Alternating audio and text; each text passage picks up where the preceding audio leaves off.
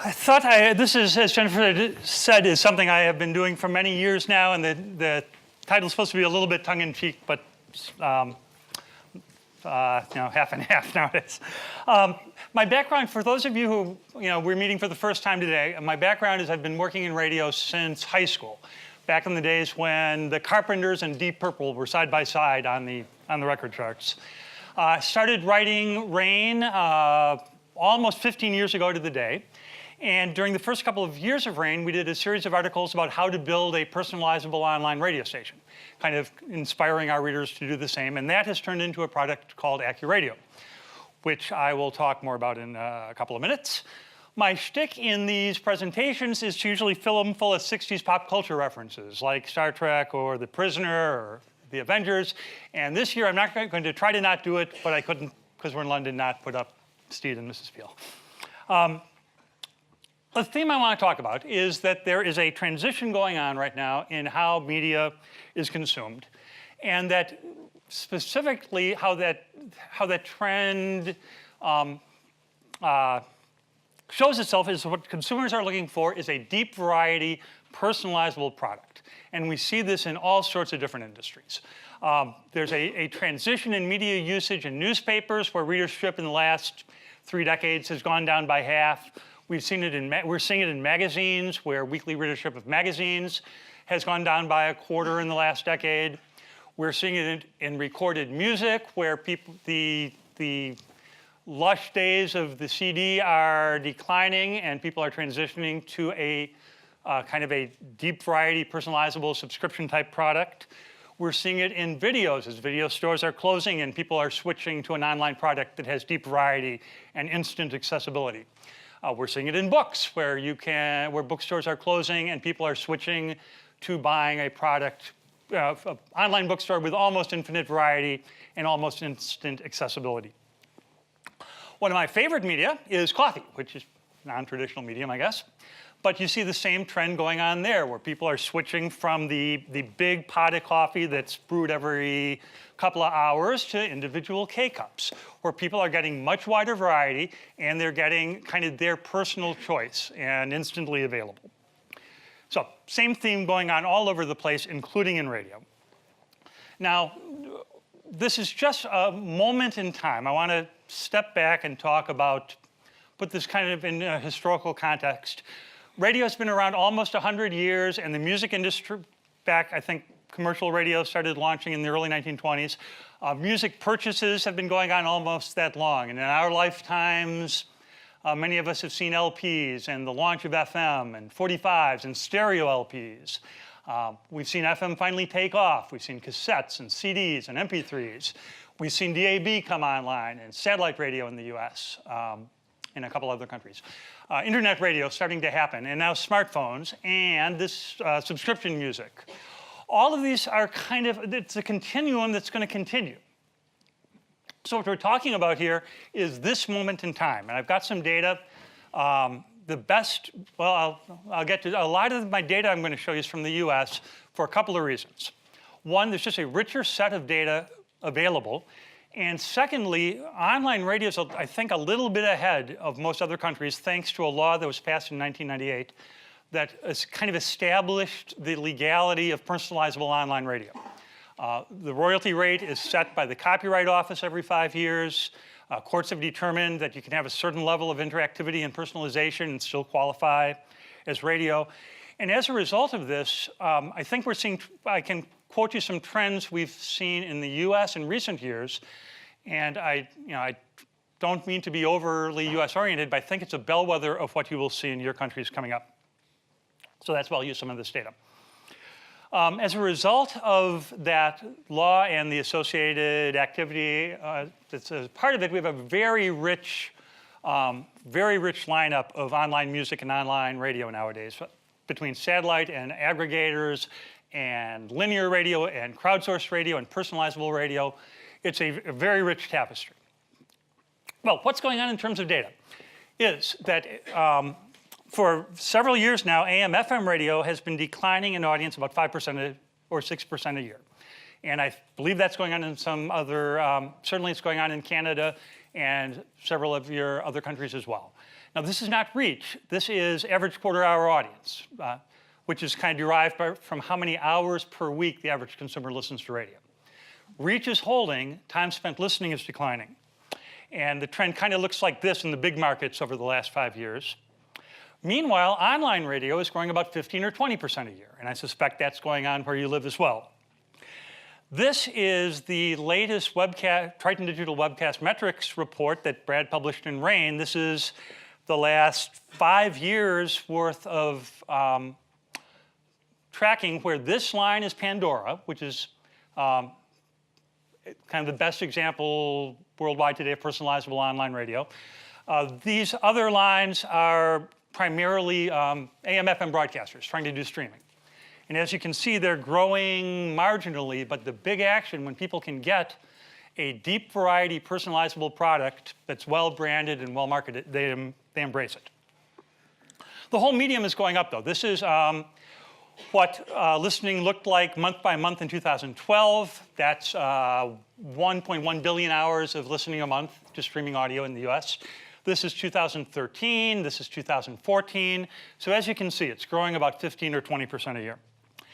That number, to put it in another sense, 1.8 billion hours of listening is an average quarter-hour audience of about 3 million people, which is about, I think broadcast radio's AQH is about 25 million people in the same geography, so that's a pretty significant number. If you overlay these two trends, the top line is hours per capita of AM/FM listening. The bottom line is hours per capita of internet radio listening, online radio listening. You'll see this, here's 2014, and it looks like the lines are going to cross in a few years. Today, online radio in the US is about 1/6 to 1/5 as big as FM. You can see that by the position of the two green arrow, the green and the blue arrow there. A recent study by a firm called Edison Research, they had released a study this spring called Share of Ear, where they looked at how, kind of similar to what Jonathan showed us today. And you can see I've circled that of all audio usage, if you take internet radio at about 12% and AM/FM radio at about 52%, internet radio is about 16% of that total. Very similar, and I think from what I saw of Jonathan's charts, it looked pretty similar actually here. So at those rates, it looks as if online radio's audience will equal and maybe eventually supersede AM/FM's audience in about 8 years. Show you the math. I've been talking about this was going to happen for a long time, but I haven't been able to put a number to it until very recently. But here's the math. According to that Share of Ear study, the average respondent in that survey listened to AM/FM radio about 14.9 hours a week. That's a little bit higher than Arbitron or Nielsen comes up with, but let's use it. It's declining about 6% a year, and if you project that over 8 years, the average consumer in the US will listen about 9 hours a week to AM/FM radio. So let's compare that to online radio, which is at 2.9 hours a week now, according to that survey. If you assume it grows at 15% a year for 8 years, then in 8 years, it's at 9 hours a week. So that's the point where the lines cross, seems to be 8 years-ish. But that's at current rates. This phrase is important because the rates of change may change. Two primary reasons. One, smartphones. Smartphones, as you know, have become the everything device used for a plethora of things, a huge amount of the time around the world. I just got back from a trip to Asia where I wanted to see what the latest in modern phone electronics was, and the answer was the iPhone 5 and iPhone 6. But it's ubiquitous. And as it becomes more ubiquitous, as they get better and more powerful and more ubiquitous, these lines, the slopes of the trends may change further. Then secondly, online radio, as we've discussed earlier today, is rapidly getting into the car. You can't buy a new car that doesn't have pretty good ability to get online radio into the sound system. And as that becomes more ubiquitous, that's going to change it. That could change the slope of the line as well.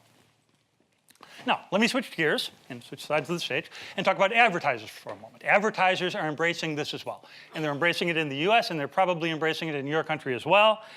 They're embracing it for several reasons. They're embracing it because online radio, especially online-only radio, has very short stop sets, typically only one spot per break, which is much more effective for the advertiser.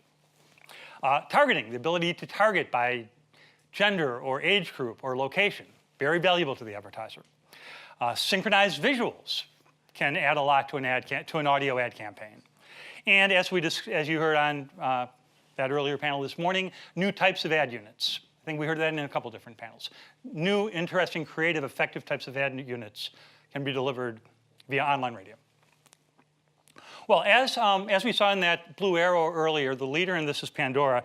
A neat thing about Pandora is if you want to plan what you're doing for your business, you've got almost full access to their financials and their historical performance because they're a public company, so they file this form every quarter and it's available online, and you can learn all sorts of stuff about how they built their business.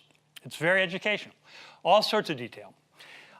We can see from their most recent form that their revenues for the last quarter were about $240 million. So that means their annualized revenues are almost $1 billion a year right now. And this is primarily advertising. Advertisers are happily embracing this. Now, even though broadcasters are seeing this, many broadcasters are resisting it. And this was called a phrase that came up a lot at the RAIN Summit at the NAB-RAB radio show in Indianapolis 2 months ago. Panelists kept calling it, it's a reticence to jump in on the part of broadcasters.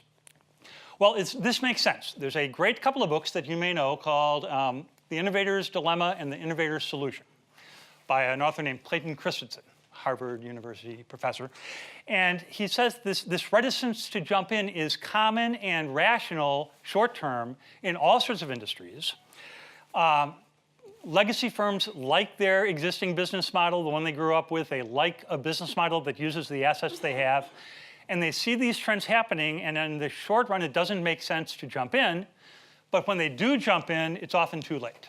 So if you are working for a legacy firm, I guess I'm proselytizing here for you to jump in earlier rather than later. And you can use these numbers as a bellwether for what may happen in your market, and I'd encourage you to do it.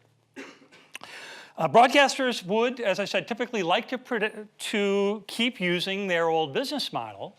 But if consumers want a deep variety, personalizable product, well, you can't do it. The only way to deliver this really effectively is online. So we've seen legacy firms in the US try to protect their existing business model with the US version of DAB called HD radio, which is a kind of an odd solution that no one else in the world is using. It's having problems. It's being now even dropped by some car models. It's got some problems because they picked a name that's a misnomer. It's not high definition radio. It's not, the HD doesn't stand for anything, which is a bad starting point. It's an unwieldy channel numbering system. You have to dial an existing FM frequency and then switch to a sub-frequency of that frequency. So if you like smooth jazz, if you can find it, it's at 94.9 HD3, which is not working very well. These are called secret channels, and they're just way too secret. In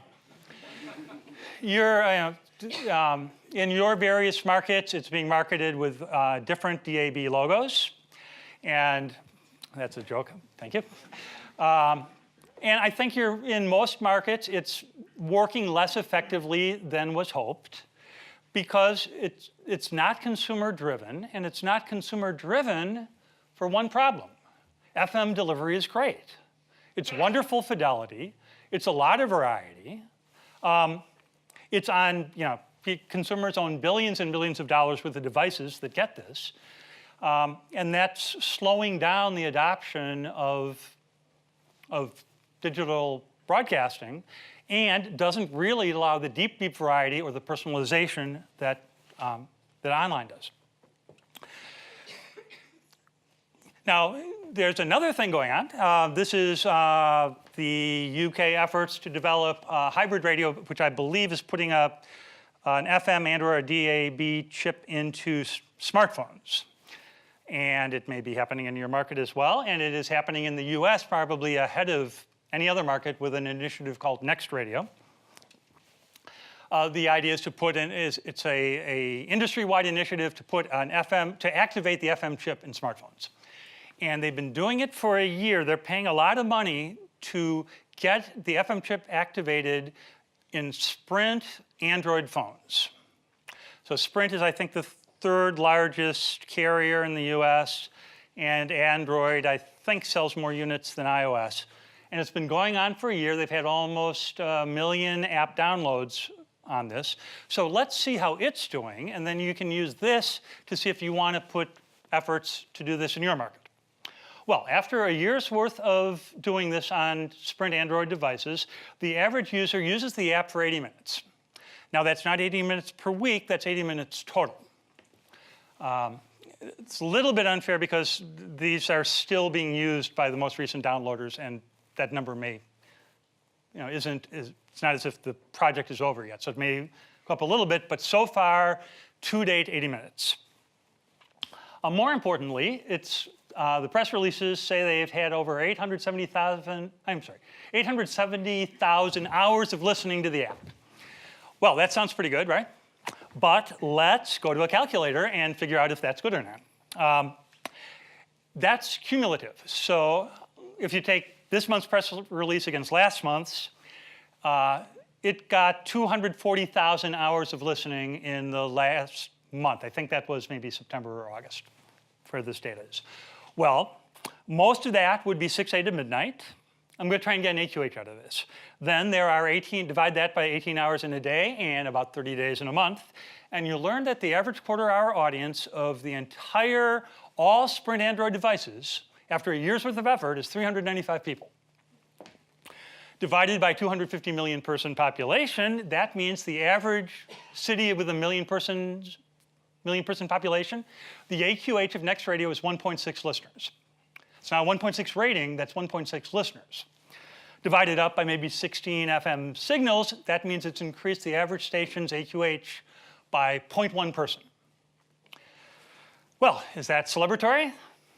Maybe not.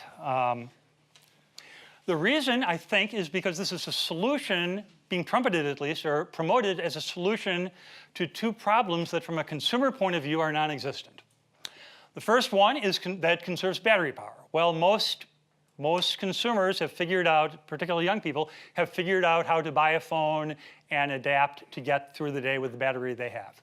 If people needed more battery, smartphone providers would add another ounce to their phones and add more battery. And then secondly, and maybe more importantly, it uses less data is the big pitch. But let's again do the math. I have calculated for the typical stream bit rate of online radio, if a person, when they're in a Wi-Fi environment, doesn't count, doesn't use data. So let's say they need an hour a day of data plan to listen to radio. It only uses 0.4 gig per month of bandwidth. Well, at current pricing in the US, and I checked there's a few websites here as well, it looks as that's maybe $1.50 a month, £1 a month. And some providers like T-Mobile are offering radio free now, so it's not a big problem. There's another argument, better reception, which here that I don't understand, and during cocktails maybe you can explain that one to me. At any rate, the heart of it is I think people don't want to use a $600 device to be a $20 transistor radio. If they paid, this is worth $600. It may be purchased on a payment plan, but it is a $600, $1,000 value piece of electronics, and people want to use it for that purpose, to do the things it can do, which include listening to radio stations from around the world or personalizable radio. And they want to use apps, and they want to use streaming. And when they're given the opportunity to not, they don't take up the offer. They want that deep variety, personalizable product. Well, there are great opportunities that, let me go back a slide. There are great opportunities in online radio that exist in the US, and even greater opportunities in your market, because you don't have Pandora yet. So there's vast opportunity here. There's opportunities first, and I'm going to describe 4 of them. There's an opportunity where you could build a multi-genre brand of personalizable radio. And if someone's ahead of you, then you just pick a differentiated position.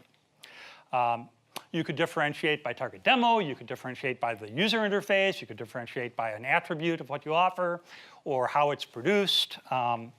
This is what we're doing with AccuRadio, where we have picked the usage situation of Workday, and that's our kind of differentiation from Pandora. We're going after a much older, they're a younger mobile audience, we're going after a much older at-work audience with almost 1,000 personalizable channels of classical and jazz and Broadway and country and pop standards and classic rock and things like that.